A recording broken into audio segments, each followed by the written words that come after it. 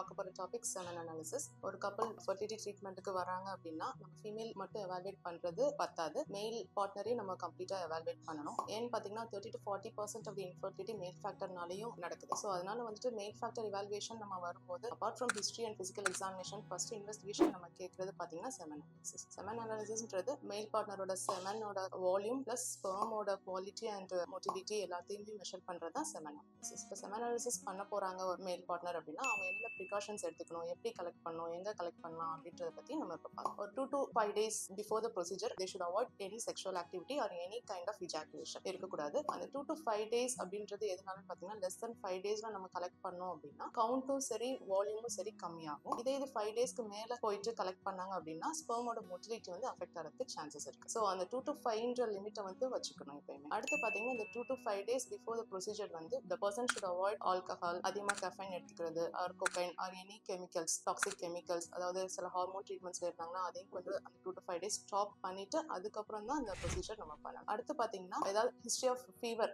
Last 1 monthல ஏதோ fever இருந்துச்சுன்னா அந்த டைம் அவாய்ட் பண்ணிக்கோங்க. 1 monthக்கு மேலே அதுக்கப்புறம் கலெக்ட் பண்ண பிளான் பண்ணிக்கோங்க. டியூரிங் கலெக்ஷன் வந்துட்டு அந்த கண்டெய்னரோட இன்சைட் வாலை வந்துட்டு டச் பண்ணாத மாதிரி கலெக்ட் பண்ணணும். அதே மாதிரி ப்ரொசீஜருக்கு முன்னாடி பிரைவேட் பார்ட்டையும் சரி ஹேண்டையும் நல்லா வாஷ் பண்ணிட்டு கலெக்ட் பண்ண ஆரம்பிக்கும்.